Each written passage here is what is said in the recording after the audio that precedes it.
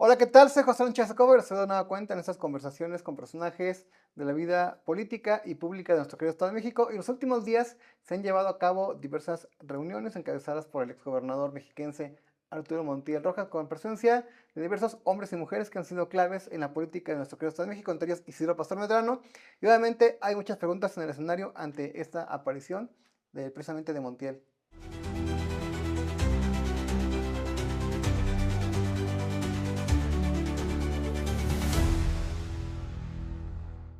Isidro, qué gusto platicar contigo. Gracias, Alan. Un placer siempre acudir a tu invitación. Oye, pues en los últimos días ha habido presencia en diversas reuniones encabezadas por el exgobernador Arturo Montiel Rojas, que tú conoces muy bien. Obviamente esto ha generado diversas reacciones, también críticas, hay que decirlo. ¿Qué están tramando, Isidro? Y muchas gracias por No, hombre, comentar. gracias. No, yo creo que no se está tramando nada. Yo creo que el político nace y se muere político.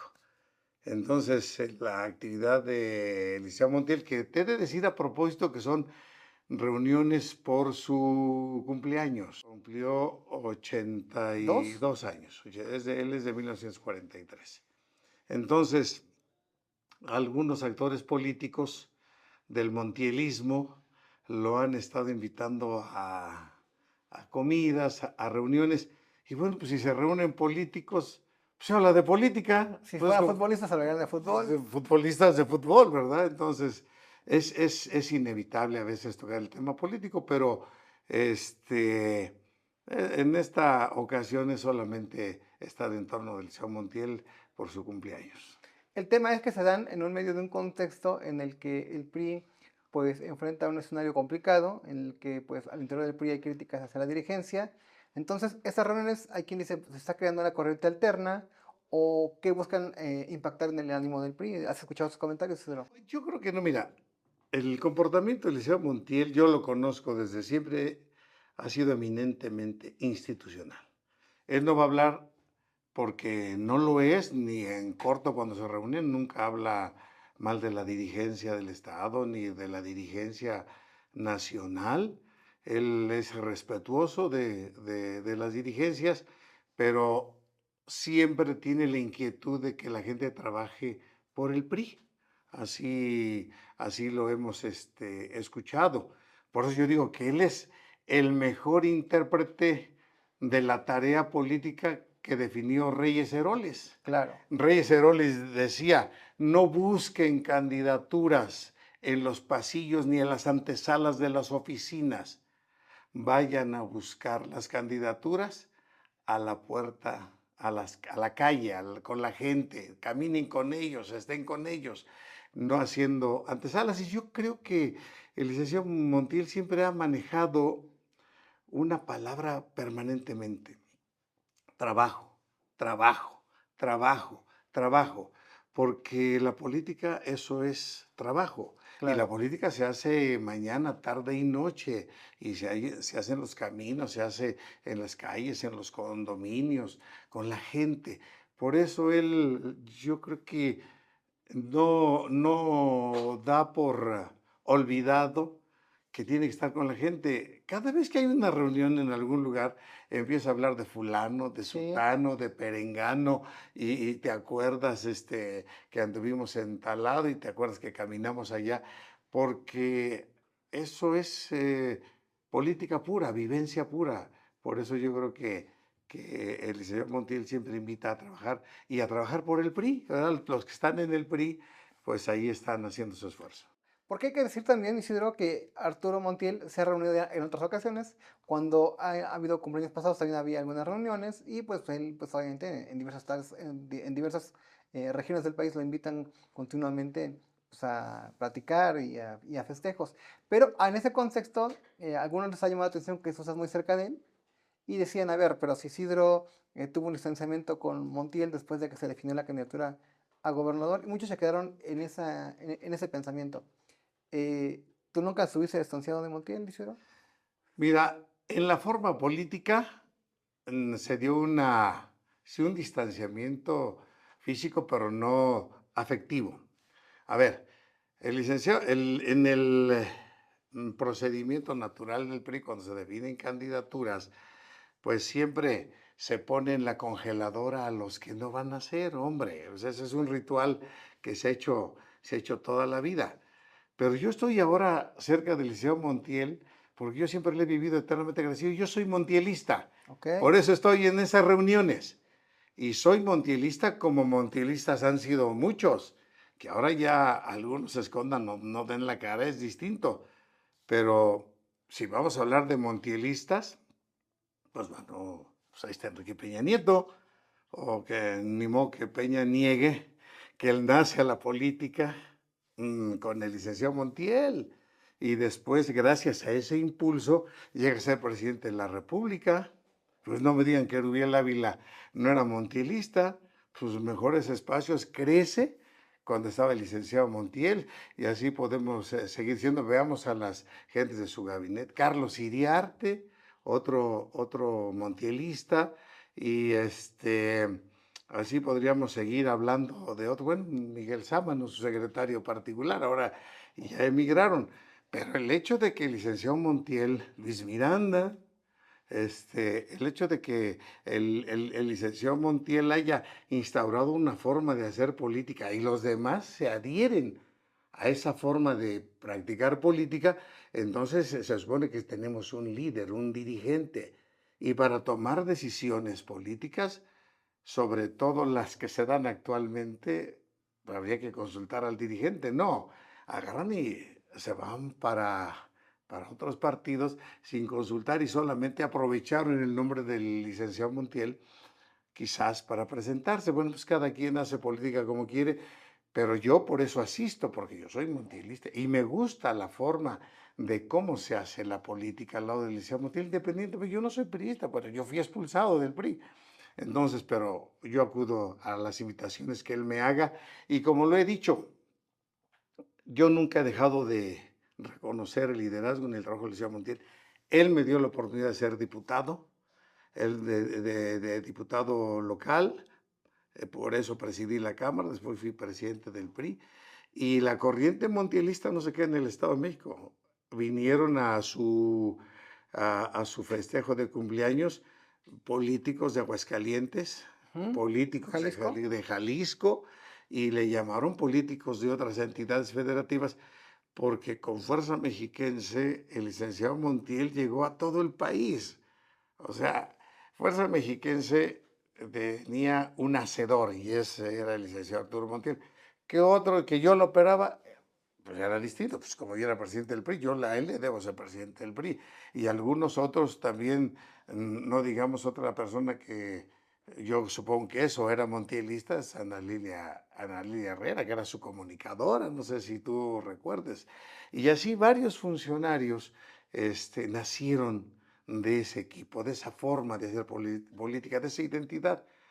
Lo raro de esto, no descalifico absolutamente a nadie, pero lo raro de esto es que hay varios exgobernadores que aún viven y no tienen corriente. O sea, no tienen a lo mejor gente con la que se identifique con ellos, o si la hay, no salen a la luz pública y a lo mejor tienen sus reuniones muy en cortito, pero el licenciado Montiel está haciendo política, creo, abierta. Digamos, llamémosles a las cosas por su nombre. Ujú. Sí es un festejo, pero en todos los festejos del licenciado Montiel se habla de política. Que varios de esos personajes que han mencionado formaban parte de esa fuerza mexiquense, Isidro. Pero se llevaban bien entre estos nombres. Has hablado de Carlos Iriarte, de Miguel Sí, Sámano, de Peña, bueno, Ana Fuerza Lilia. Mexiquense propiamente era un grupo, en un equipo de trabajo que no estaba integrado por estos políticos ¿Quiénes de se esta integraban? manera. ¿Quiénes eran Fuerza Mexiquense, Mira, Isidro? te voy a Porque decir, se confunde y se piensa que todos ellos eran de Fuerza Mexiquense. no. Te voy a decir cómo es la Fuerza Mexiquense. Cuando el licenciado Montiel era presidente del PRI por segunda ocasión antes de ser candidato a la gubernatura, nos reuníamos con él y por ahí alguien de los asesores sugirió el nombre de Fuerza Mexiquense. Como que la palabra fuerza es muy fácil de incrustarla en la actividad política. No hay que Claro. demostrar fuerza, hay que demostrar punch. En fin. Entonces, pero ahí se quedó, fue un intento, inclusive yo recuerdo que había vasos ahí con el loguito de Fuerza México. Pero ahí se quedó. Llega él a gobernador y ante la derrota del PRI en el año 2000, que llega Fox a la presidencia de la República, entonces viene la necesidad de reorganizarnos, al menos en el Estado de México. A nivel nacional no voy a decir, ahí están las evidencias de lo que sucedió. Entonces se retomó la idea de Fuerza Mexiquense y se integra un grupo muy selecto de hombres y mujeres de a pie, no de figurines. Se construye, se doctrina a 500 kamikazes. Okay. Gente que le encomendabas la tarea de penetrar políticamente en alguna zona y lo hacía. Gente que tenía que dominar la materia electoral para saber cómo enfrentar una elección. Gente que tenía que tener nociones más o menos de propaganda. Gente que debería tener capacidad para infiltrarse en la oposición. Eso lo hicieron. Claro, además, a mí cuando me encarga el licenciado Montiel, Fuerza Mexiquense, siendo diputado. O Que la sea, oposición era el PAN y el PRD menor. claro, menor, sí, pero las principales ciudades y los estados con más población, excepto el Estado de México, pues ya estaban en manos de Jalisco, Guanajuato, Jalisco, Guanajuato, Querétaro, Ciudad si de no me México, recuperaron, Ciudad de en México. fin, todo eso. El Entonces, norte, ¿no? el norte. Entonces, al integrarse esta fuerza, ¿qué hacían los priistas de las entidades federativas? Acudían a ver al hermano mayor. Por eso el licenciado Montiel es el hermano mayor del priismo nacional, independientemente que Porque era estaba. el estado más grande electoralmente y con más Claro, dinero, ¿no? Más claro. recursos. Yo creo que deja de eso con más dinero. Voy a decir algo. Dinero del partido. Sí, pero voy a decir algo porque pues también estaba la prerrogativa a nivel nacional. Y yo fui el único, yo creo que el único dirigente del PRI que obligué a madrazo a darnos la parte que nos correspondía de dinero. Porque originalmente el Comité Nacional absorbe el recurso de los estados. Absorbía todo. Ujú. Le digo, espérate, pues si nosotros estamos haciendo mucha chamba. Entonces, veían al hermano mayor que era Eliseo Montiel y el Estado de México, obviamente territorialmente, por población Ujú. y por peso dirigencial, digamos, de facto, el licenciado Montiel. Entonces le pedían ayuda. Y a mí me decía, a ver, Isidro, nos piden ayuda en este estado que van a tener elecciones. Está bien, hay que ayudarles, ¿cómo no? Entonces yo seleccionaba un grupo de personas, a ver, este es el perfil, vamos a ir a este estado, hay que ir a vivir, aquí no hay hoteles, aquí no hay restaurantes, aquí se les da un apoyo Suburban, mínimo. no había Suburban. No había Suburban. Y ustedes tienen, en primer lugar, que lograr que los admitan a vivir en la casa de un priista. Okay. Ahí tienen que ganarse la confianza y después tienen que cooperar para la comida. Y no se vale que anden de borrachos, no se vale que anden haciendo cosas indebidas, pero las instrucciones se daban, pero tenías a Isidro Pastor, lo digo con toda humildad, que yo salía de la Cámara de Diputados, siendo presidente de la Gran Comisión a las 1, 2 de la tarde del día viernes. Pero no te daba línea Miguel Sámano, Nadie, Iriarte, Ana Lilia. no. Yo acordaba directamente con el licenciado Okay. Montiel, con nadie más. Entonces, yo salía y me iba por carretera a los estados cercanos, a Hidalgo, que a Michoacán, que a Morelos, a Tlaxcala, inclusive a Jalisco. Pero había otros estados, por ejemplo, Yucatán, iba en vuelo. Había gente allá trabajando y recuerdo Yucatán con mucho cariño porque Víctor Cervera Pacheco, don Víctor Cervera Pacheco era un politicazo que tiene todo mi respeto y consideración. Entonces yo llegaba en la noche del día viernes allá a donde estaba Fuerza Mexiquense y empezaban las evaluaciones a las 10 de la noche. ¿Qué se evaluaba? Se evaluaba si conocían el territorio. Ok. Primero, conocimiento del territorio. Ujú. Y ahorita te comento de dónde nació todo este tipo de evaluación. Después, identificación de líderes del PRI y de la oposición. ¿Eh? Factores reales de poder. También, o sea, era un esquema, un cuestionario que se hacía al detalle. Medios de comunicación, iglesias, religiones, necesidades de la gente. Les tenía que hacer un diagnóstico completo. Ya después de que tenían ese diagnóstico completo, les decíamos, bueno, usted no tiene que meter en asuntos de candidaturas, solamente de trabajo político electoral. Entonces, ellos nos hacían un proyecto por cada zona que tenían. Ya después que nos hacían el proyecto, yo lo registraba y los empezaba a evaluar al respecto. Doy un dato. ¿Cómo está el seccional X? No, pues está muy bien y su integración, sus participantes, no, pues bien. ¿Quién lo dirige? Pues la señora Lupita Pérez. Muy bien, la señora Lupita Pérez. Muy bien, ¿ya la conoces? Sí, ya la conozco. Ujú. Pero yo mandaba antes también una avanzadita Como contrainteligencia. contrainteligencia. Y me decían, oye, Lupita, ¿cómo está? ¿Cómo sigue de salud? No, ya está mejor, ya está mejor. Pues no me mientas, porque Lupita ni está enferma, y la presidenta nacional ni se llama Lupita ni está enferma. Es la señora Petra Sánchez, y está muy sanita.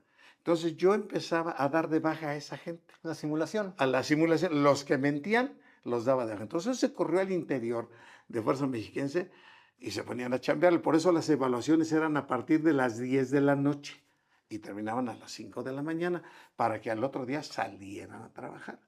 Y cuando teníamos tiempo nos íbamos a otro estado y recorríamos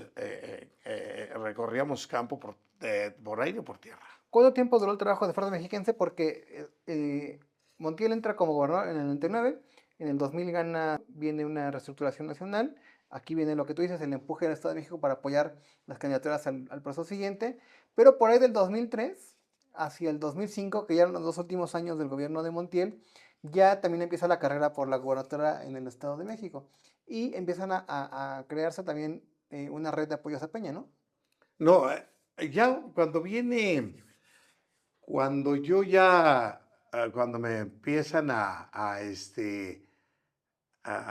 crear no me empiezan a crear un esquema para apoyar a Peña. Seguía funcionando Fuerza Mexiquense, pero como que bajó su actividad. Ahí dijo, a ver, hay ¿Qué? que ¿En el aguantar. 2004 sería eso? Sí, en 2004 Ok. bajó la actividad.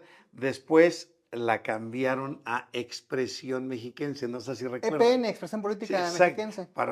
por las iniciales de Peña, Ujú. ¿no? Entonces la cambiaron a Expresión Mexiquense.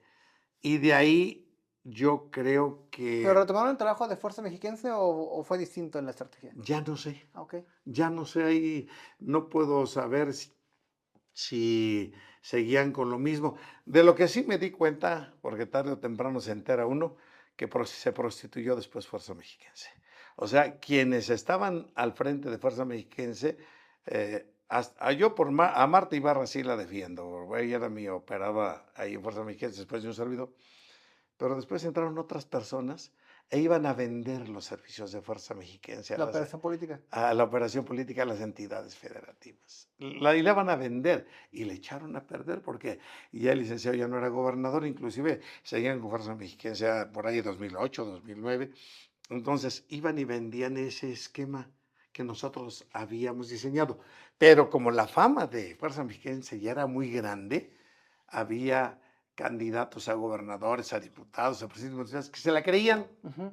y eran víctimas ¿cómo se llama? De la sorpresa y del abuso de esta gente, que Claro. es muy triste. Aquí te voy a preguntar algo que no se puede dejar fuera del escenario, porque tiene que ver con, estamos hablando de historia, ¿no? Estamos hablando de cómo avanzó la política. Cuando sale Peña, en el 2005, dicen que tú te peleas con Montiel, que no aceptas la candidatura de Peña. Estaba en el escenario muy fuerte Rubén Mendoza Ayala, ¿te acuerdas? Sí, Que en paz descanse. Y hubo una fotografía de tuya y él, sí, y decían que ya te había sido el PAN sí. y que ibas a operar en contra pues de Montiel y de Peña para apoyar a Rubén. Después se cae Rubén, que es otra historia. ¿Y qué pasó en ese momento? A ver, ¿Cómo lo explicas a la luz te de la la platico historia? cómo fue. A ver, porque dicen que Porque van a preguntar, ¿eh? claro, el que echa una mentira tiene que aprendérsela muy bien, porque si no, cuando le vuelven a preguntar lo mismo, dice otra Cambian las cosa. cosas, ¿no? No, mira, después de que ya no fui candidato, el difunto Rubén Mendoza Ayala me llamaba todos los días a las 4 o 5 de la mañana. ¿Quién le fue priista? Fue priista, claro. Vente para acá, ayúdame, ayúdame. No, hombre. Le digo, no lo voy a hacer, no lo voy a hacer. Nada más que los que estaban en torno al licenciado Montiel en el gobierno, o sea, se pasaban de barberos, es la palabra. Y empezaban a hacer cosas graves, o sea, hubo persecución, ¿eh? A nosotros tenemos una oficina allí en Isidro Favela, y pasaban y nos balaceaban los La del autos. PAN ahora. Sí, sí, sí, ahí. Nos balaceaban los autos. Se metieron, mataron a un muchacho que estaba ahí en el área administrativa que yo tenía ahí, de veras, lo mataron. Yo no sé ni por qué. Después yo me entero que no era de buen carácter el muchacho, no sé si se pelearía o no, Ok. no lo supe. Así, y a la gente que aún me seguía la perseguían y le decían o que eran robacoches o que tenían por ahí pendiente un despojo, inventaban delitos graves al respecto, que no había tal. Entonces yo tomé la decisión, dije, un día le acepté un café a Rubén Mendoza, le digo, a ver qué quiero, ayúdame. Y le dije, sí, te voy a ayudar a ti, pero porque quiero hablar con Krill para que nos ayude en contra de estos cuates Actos. que están abusando de la gente y la ¿Quién era el están secretario de explotando. Gobernación? ¿Ande? ¿Quién era el secretario Krill de era el de Gobernación? Gobernación. Y le dije, a ver, para poder que metan mano y que ya no persigan a la gente, porque ni siquiera era el licenciado Montiel, hombre, era lo que estaban alrededor de él. Entonces, se metieron a la casa tuya, fíjate. No digas. Se metieron ahí, yo vi en la colonia Ahí se Independencia. metieron. Ahí se metieron a mi casa 2 veces y, oh sorpresa, pues no encontraban nada. Decían que yo tenía no sé cuántas cosas ahí de valor y, pues obviamente Cajas de huevo. sí, cajas de huevo y no sé qué. Y no con huevo. Sí, no con huevos. Entonces, se metieron 1000 veces y 2 veces y no encontraron nada, hombre. Entonces, con eso yo quería paliar un poquito esa agresión. Pero una sola vez me reuní con Rubén Mendoza, ese día de la foto, Frente a Palacio. ese frente a Palacio, y jamás volví a saber de él. ¿Por Jamás. qué? Porque, que me disculpe su memoria, pero era un hombre poco serio, muy dado a la comida y al alcohol. Entonces, una vez platiqué con él y jamás volví ¿Con Krill hablaste? ¿Mandé? ¿Con Krill sí Sí, hablaste? hicimos ¿Sí ayudó? platiqué, no, no ayudó, obviamente. No ayudó, pero claro que se enteraron aquí Claro. y bajó un poquito la presión. Pero aquí lo digo, no era el señor Montiel, eran los que estaban alrededor. Y no sé si era del equipo de Peña o del equipo de los que querían quedar ¿Y con Peña nunca bien. hablaste? Con Peña nunca hablé. No, yo una vez por ¿Decisión teléfono. tuya o de él? ¿Mandé? ¿Decisión tuya o de él? Mira, cuando ya estaban definidas las cosas, yo dije algo, hay que jugar limpio. O sea, no me espanta el juego sucio, pero sin persecuciones. Si no me hubiesen perseguido a mí y no hubiesen perseguido a mi gente, a los que simpatizaban conmigo, a lo mejor yo le hubiese ayudado a Peña en el PRI. Pero ahí era una situación de agravio muy fuerte. Entonces, por eso yo me eché un poquito para atrás. Y viene a colación. De una vez no me lo estás preguntando, pero te lo digo. Fue cuando me lancé de candidato independiente Ujú, ujú. en el 2017, cuando venía la elección del 17, por ahí, cuando hice mi huelga de hambre. Pero que habías... aquí hay que hacerle el paréntesis porque trabajaste con un Erubiel. Ah, sí, pero no me invitaron a trabajar porque de veras lo hicieran de corazón. Me querían sacar de Baja California, donde yo estaba ahí asesorando a Hank, que quería ser gobernador. Entonces, ¿Allá cómo llegaste? me recomendó Lalo Bernal Ok. para allá con Hank. Me ¿Y, pidió que fuéramos y allá. cómo fue esa experiencia? Fue buena, pero se quedó a la mitad. Ok. ¿Sí? Entonces, cuando me habían ya construido que había muchas carpetas que decían que yo había falsificado firmas, pues no creían que yo había juntado 500,000 firmas Para que te avalaran la candidatura independiente. para que me, para, y tan es así que me la dieron. Pero después ahí tenían tanto miedo que yo fuese a crecer más y entonces, bajo la instrucción de Mansur, se metieron los de la Procuraduría, los servicios periciales, abrieron todas las cajas de firmas y llevaban ya paquetes de firmas alteradas O sea, en ¿las el cambiaron? formato. Cambiaron y lo suplantaron. Y después le dijeron a la gente que habían suplantado, bueno, a la gente que habían metido, que denunciaran una suplantación que ellos no habían firmado. Entonces, ya habían dicho que yo había falsificado firmas. Y claro que querían meterme a la cárcel. El día de la audiencia, el día de la audiencia que tenía allá en Almoloya, no fui porque le hacemos como todos los mexicanos. Me enfermé. Ujú. Un médico me hizo favor de darme una constancia de incapacidad, una incapacidad, y no fui. Entonces me difieren la audiencia para 2 o 3 días más. Entonces, pobre médico, en paz descanse ya, pobre médico, fueron hasta su consultorio, fue la policía y lo amenazó de muerte, ¿Por qué? ¿Qué le dijeron? que porque me había extendido una constancia, que iban a inclusive aquí a denunciarlo para que le quitaran su cédula. ¿Y luego? Su cédula.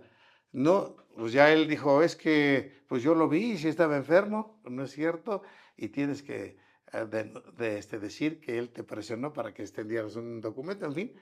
Él ya no vive desafortunadamente, pero de ese tamaño era la persecución también en el 17. Pero En el 17. Erubiel sabía que ibas a buscar la candidatura.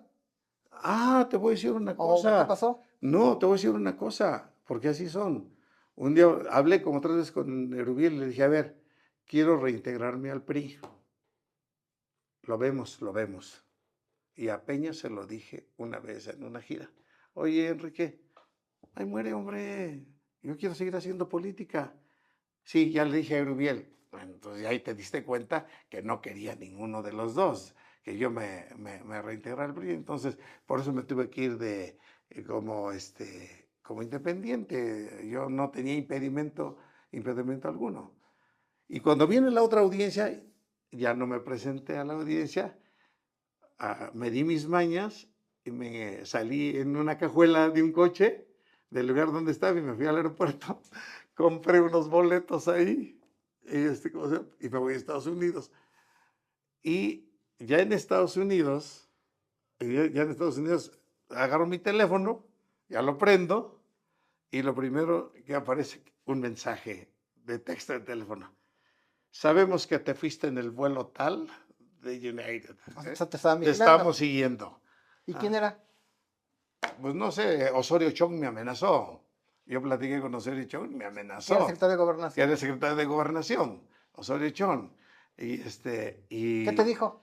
Me dijo, bájate de la calle. Y digo, a ver, Miguel, ¿por qué quieres que me baje de la candidatura en lugar de que auspicien ustedes esas candidaturas que le benefician al PRI? Porque estoy jalando a la gente que ya se fue del PRI. No, te estás llevando a nuestros priistas.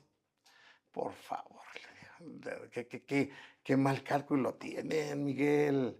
No, entonces, ¿cuánto has gastado? Esto no es asunto de dinero, Miguel. Es asunto de principios. Déjenme. No, bájate. No me va. Y me llevó a una sala así como queriéndome amedrentar, en donde estaban como 100 pantallas de estas. Mira, ahí vigilamos en los aeropuertos, acá las aduanas, aquí. ¿Esas oficinas dónde estaban? ¿En Gobernación? Estaban no,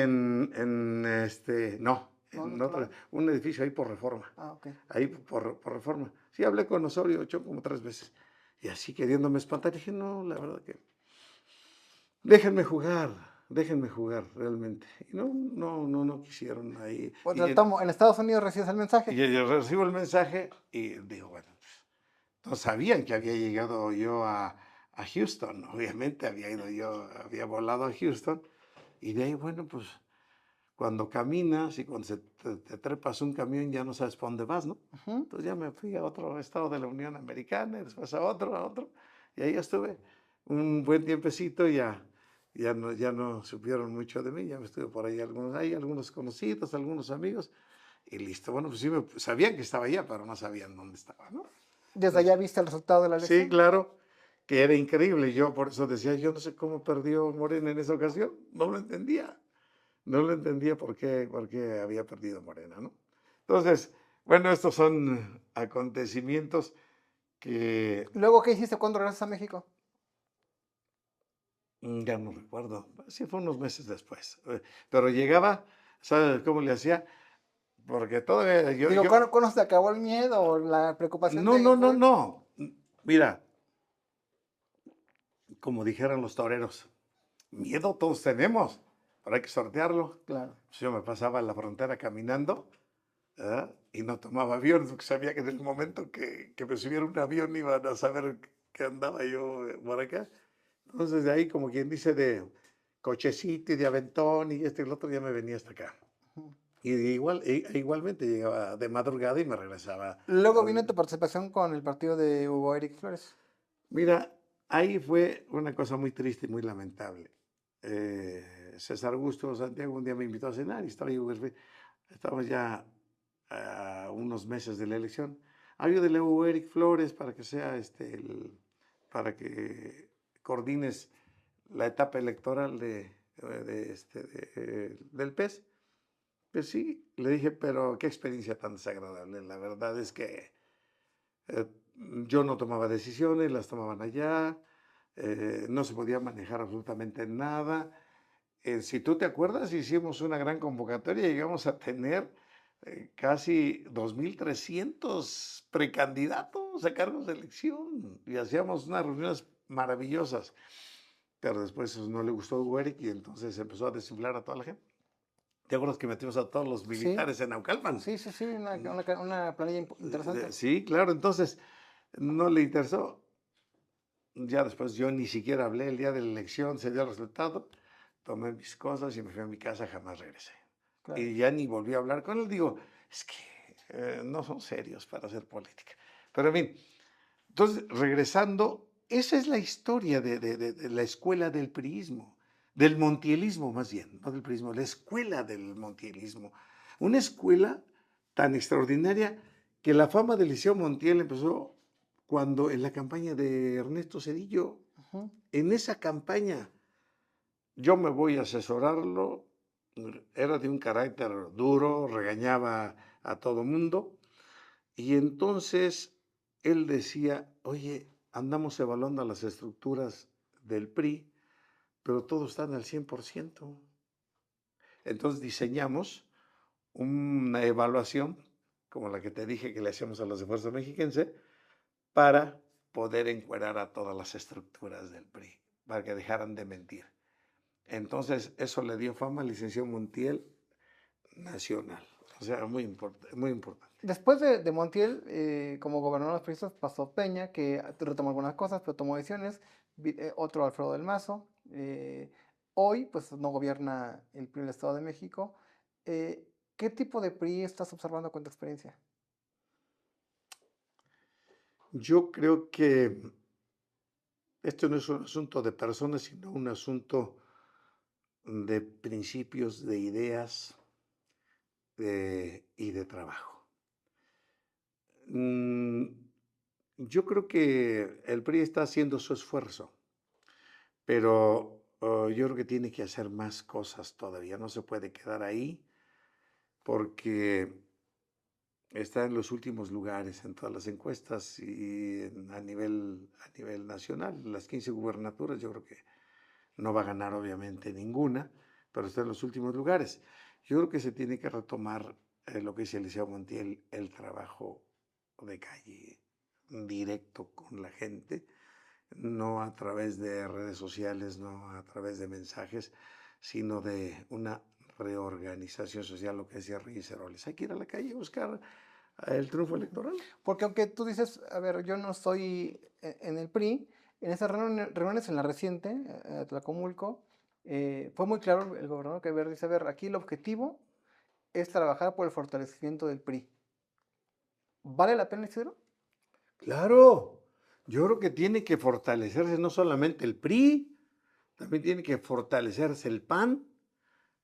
Así, yo creo que con la fortaleza de esos dos partidos, la lucha política con Morena, obviamente, que está al alza o está en primer lugar, yo creo que esos tres partidos, Morena, PAN y PRI, podrían generar una democracia participativa muy interesante. No menciono, no le doy mucha solidez ideológica al Partido Verde, y lo digo con todo respeto, porque en su lema está amor, justicia y libertad. Pues para empezar, el amor no existe. Pues a mí que me diga a ver, que alguien me acredite que es el amor. Ujú. Como les digo, según San Pablo o según Javier Solís. Ok. Entonces, O José Alfredo, o José Alfredo, o Marco ¿no? Antonio Solís. O sí, a ver que me digan. O sea, yo creo que los partidos con ideología, con declaración de principios y programación sólidos, pues es Morena, el PAN y el PRI. Movimiento Ciudadano no lo ves como una fuerza. Algunos sectores dicen que va a crecer, que sigue creciendo y que va a Sí, ser el partido de oposición en unos 3, 6 años. fíjate que yo veo en Movimiento Ciudadano y en el Verde muchos, un comportamiento mediático más, así como de estrellas de cine, de teatro, de televisión, y se me hacen un poquito huecos ideológicamente, ¿no? Entonces, Pero hay ideología, Isidro. bueno, para hacer política tiene que ver hacia dónde vas.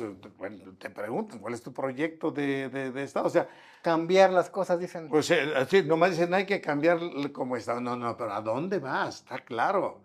El PAN, como se dice, él tiene un gobierno basado en la derecha, pero o sea, Ya no es de derecha. bueno, bueno, se acomodan, luego dicen que es Los críticos del PAN dicen que hasta les da vergüenza asumirse como un partido de derecha. Porque la derecha era familia, era religión, era ser conservadores. pero mira, es que Era. se manoseó mucho la política. Fíjate que se pervirtió la política en los 80, por eso yo creo que ahí hablo yo del mal PRI, cuando llega el mal PRI. Y luego hicieron esas alianzas que a mí se me hacen perversas. O sea, no podía el PRI hacer una alianza porque el proyecto era un Estado social y acá un Estado de capital, digamos. No es malo, pues. O sea, que haya la derecha se identifica con el capital y la izquierda con más intervencionismo del Estado. Acá el libre mercado y acá la economía controlada. Se pueden conjugar los dos. Por eso el que yo siempre he dicho que es el político más brillante que yo conozco, este, eh, escribió un libro por ahí, que hay que leérselo para entender. Fíjate, el título es Liberalismo Social. Ya, a ver, quién lo escribió? Pues Salinas de Gortari, entre de sus libros. Y él, o sea, trata de explicar cómo un Estado puede desarrollarse beneficiando al capital, al inversionista y también a las clases populares. Un gobernante debe priorizar algo. Yo creo que hacen falta los empresarios, por supuesto, y el PRI de 1929 lo sabía, hombre. Cuando el PRI de 1929 crea el sector campesino. O sea, era fundamental. Un país que no come, que no tiene comida, está perdido. Las clases populares y los trabajadores. Y después incorporaron a los empresarios. Pues ya estaban los 4 sectores listos. Las organizaciones de jóvenes, de mujeres, bueno, es otro boleto, no, ya son más bien de organización político-electoral, pero de declaración de principios, núcleos de la población que tienen intereses comunes. Y el PAN, pues su lema lo decía claramente, por una patria ordenada y generosa. O sea, quieren el orden y quieren la producción y que se cuide a la familia y valores religiosos muy acendrados, en fin. Pero hubo un desprendimiento un poquito del PAN con Maquío, con Manuel Cloutier, que es un empresario que viene se fue primero creo que a Estados Unidos, allá Ujú. por allá anduvo, y luego regresa y se convierte en un extraordinario productor. Está en el campo y después se incorpora al PAN por su formación de valores y principios. Pero el pan de Maquillo a mí me parece fabuloso, ¿eh? No tan acartonado, porque además, bueno, si la iglesia, a pesar de todo el tiempo que tiene de haber aparecido sobre la tierra, ha disminuido mucho su poder social, político no, pero social sí. Entonces, Maquillo hubiese hecho un extraordinario papel. Isidro, ¿cómo te ubicas en este escenario en el que ya dijimos que el exgobernador Arturo Montiel, primero deja claro que no avala, en la conversación que tuve con él, él dice que no avala que gente cercana se vaya del PRI, se vaya a Morena o el Verde, gente cercana, aunque sea familiarmente, se vaya, tampoco lo representa, y él sí ha dejado en claro que su objetivo es la recuperación y fortalecimiento del PRI. En sus reuniones lo dice. ¿Tú cómo te ubicas ante esas posturas de Montiel hacia el futuro, Francisco? Mi relación con el señor Montiel y con relación al PRI es clara. Yo no soy priista, soy de ideología. Soy de ideología priista y programática, como programa de acción, pero del PRI que nació en 1929 y que fue transitando hasta finales de los 70, de ese PRI que desarrolló este país, de ese PRI que impulsó la educación pública gratuita, de ese PRI que construyó los hospitales de tercer nivel más prestigiosos, el IMSS, el Seguro Ujú. Social, la Secretaría de Salud, el Centro Médico, por ahí el Hospital General, del PRI que generaba mucho empleo y estabilizaba al país. De ese yo soy fiel seguidor de ese PRI que tenía muy claro que tenía un esquema de orden económico. Yo celebro mucho a Díaz Ordaz, lo han satanizado por el del 68. Pues claro que no debió haber matado jóvenes, por supuesto. ¿Y por qué nunca dicen que tenía un crecimiento económico estabilizador, que México crecía al 7%? Yo niño recuerdo que sí había pobreza, pero la gente tenía para comer. Claro. Entonces, yo soy Pero fiel. ese PRI ya no existe. ¿Mandé? Ese PRI ya no existe, lamentablemente o afortunadamente, Se de tiene que acuerdo pues con el que tienen sea que cada reconstruir, quien. pues, pero las ideas ahí están, hay que ¿Este retomarlas. PRI puede lograr Por eso? supuesto, los jóvenes y hay una gran oportunidad porque los jóvenes de hoy ya no conocieron el buen PRI, conocieron el mal PRI. ¿El de Peña Es conocieron? el PRI que no daba resultados, que fue saqueo y que no fue tantas cosas y que, bueno, inventaban muchas frases, que bienestar para tu familia, ¿De Cedillo, te acuerdas? Cedillo, o sea, la frase de Cedillo, bienestar para tu familia. Yo no sé por qué la 4T habla de la Secretaría del Bienestar, o sea, a lo mejor le copiaron algo a Y Cedillo, además ¿no? critican el neoliberalismo, ¿no? ¿Mandé? Critican el neoliberalismo y Sí, les sí, gusta o sea, criticar yo creo que ahí les eso. faltó un poquito de imaginación. Pues Bueno, vas a trabajar o no en el ímpetu de Montiel de fortalecer al PRI. yo le voy a ayudar al licenciado Montiel.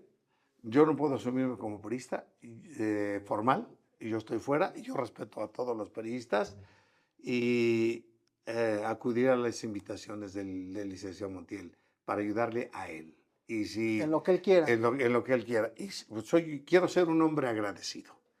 Yo todo lo que he sido políticamente se lo debo a él. Y si otros para irse del PRI no le consultaron, pues allá ellos, pero el sello de Montielistas ahí lo tienen.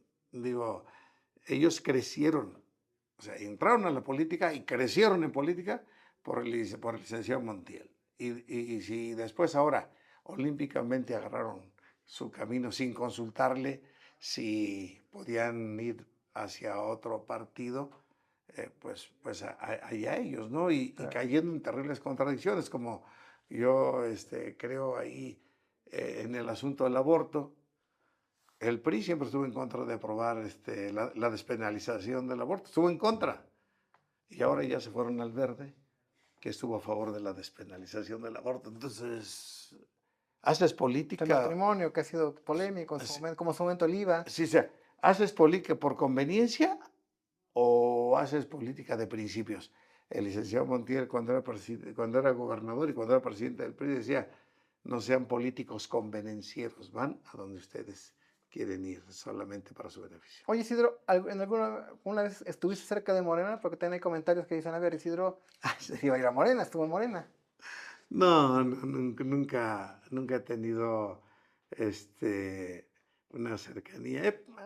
Conozco a gente y platico Sí, con ellos. seguramente conoces a Horacio Duarte, a la maestra Delfina, Sí, a sí, Higinio Martínez, ¿no? sí, a todos los conozco, pero nunca he ido a tocar la puerta para decir que me quisiera afiliar, ni mucho menos, ¿no? Ni a ningún partido. Entonces, Los ves como un partido fuerte, eso sí.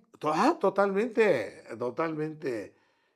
Tiene, no sé el origen de las protestas que haya. A mí se me hace que les hace falta afinar algunos temas ahí, sobre todo en materia de seguridad. Yo aplaudo que haya apoyo para adultos mayores, para personas con discapacidad. Digo, esa es justicia social. No estoy muy de acuerdo en que le den becas a todos los estudiantes. Yo creo que hay que enseñarlos a trabajar, más que a regalarles. Quiero entender que los campesinos están ahora protestando porque el ser agricultores no deja. Yo sí conozco que le regalan el fertilizante a muchos, pero regalan el fertilizante al que tiene 1 o 2 hectáreas. Y bueno, con 1 o 2 hectáreas no comes un mes, hombre. La verdad, yo creo que se debe apoyar mucho a los productores. Hay que saber diferenciar Sí, quién es un productor de maíz, en volumen. sí, y quién es un agricultor para autoconsumo. Ujú, una hectárea, ¿no? 1 hectárea, 2 hectáreas, eso no le hace, eso está muy lejos de ser un proyecto económico agropecuario y de justicia. O sea, yo creo que es bien fácil, muy fácil sería que el precio del kilo de maíz que se le comprara a los productores a 10 pesos. Ujú. Están debatiendo si quedan 5, si quedan 6, si quedan 7. No, ¿por qué? O sea, el gobierno tiene la obligación de capitalizar al campo, es el que da de comer. Estados Unidos es poderoso no por sus armas nucleares, no por sus grandes empresas transnacionales. Es poderoso porque es el país más autosuficiente alimentariamente hablando. Es el que exporta mucho grano, por ejemplo, a todas partes y en especial a México. Entonces, yo quiero entender que hay ese conflicto que, que viene maíz de Estados Unidos barato. Y eso del transgénicos y eso, digo, está para discutirse. Digo, eso es todo un tema. Pero al productor nacional le estás regateando el precio. Obviamente que se enojan. Yo invito al gobierno de la República, no quiero ser simplista, pero bueno, 10 pesos no se me hace caro. ¿Cómo está el kilo de tortilla? Ahí donde yo la compro, me dan a 22 pesos el kilo de tortillas. Entonces, si al productor de maíz le das a 6 pesos el kilo o 5 pesos el kilo, Ujú. imagínate cuánto ganan aquellos que le compran el maíz, que se lo venden a los tortilleros, que lo procesan, y a cómo está el kilo de tortilla. A ver, los que somos un poquito medios campesinos, y yo a mucha honra sí le entré al surco a veces, sabemos que de 1 kilo de maíz casi salen 2 kilos de tortillas. Entonces, por 1 kilo de maíz, por 1 kilo de maíz, a la venta ya el procesado el maíz como tortilla, estamos hablando casi de 40 pesos, ¿no? Ujú. Entonces, y el productor se queda con 5 o 6 pesos. No, yo creo que así, yo invito a que hagan un estudio y que cuiden esto, este aspecto, que lo resuelvan y que vayan a darle a los verdaderos productores. Yo no digo que a los pequeños productores no les den, sí, pero hay que ver quién es el que está produciendo Claro. alimentos. Isidro, pues un mensaje final para la gente que nos pueda ver y escuchar y para aquellos que dicen, a ver, el grupo Tlacomulco no debe regresar nunca más al Estado de México. También lo escuchaba los comentarios, ¿no? Híjole, yo vi la entrevista que le hiciste al licenciado Montiel, te dijo acerca del grupo Atlacomulco. O sea, no se puede satanizar nada, no se puede ser absolutista. Y ejemplifico. Uno, el gobierno de Porfirio Díaz trajo un gran desarrollo para el país, sobre todo en materia de comunicaciones, telégrafos, Sí, para su ferrocarriles, época. es más, la industria del petróleo, la economía estaba en primeros lugares. ¿Cuál fue el error o cuál era la debilidad? Que había mucha pobreza, mucha explotación de la gente del campo. Entonces, ¿fue malo el porfirismo? No del todo. Pues de malo, quién sabe de qué perspectiva. En cuanto a derechos humanos, puede que sí, Ujú. pero en cuanto a desarrollo, no. Entonces, faltó equilibrio. ¿Qué hizo Lázaro Cárdenas? La repartición de la tierra. Bueno, la expropiación petrolera ni siquiera tiene que cuestionarse. Fue un gran logro que el petróleo sirviera como palanca de desarrollo para el país. Pero reparte la tierra y se pierde la productividad. Muchos vendieron la tierra, la enajenaron, en fin, porque finalmente el trabajo del campo es durísimo. Ahora sí, como dicen en mi pueblo, el campo es trabajo para hombres. Ese sí cuesta. Después viene digamos, la época de bonanza del gobierno con López Mateos y Díaz Ordaz, ¿no? Entonces viene el fortalecimiento, digamos, de los servicios públicos, la salud y digamos, la electricidad y todo el agua, el abasto de agua. Y después viene cuando ya llega el tema de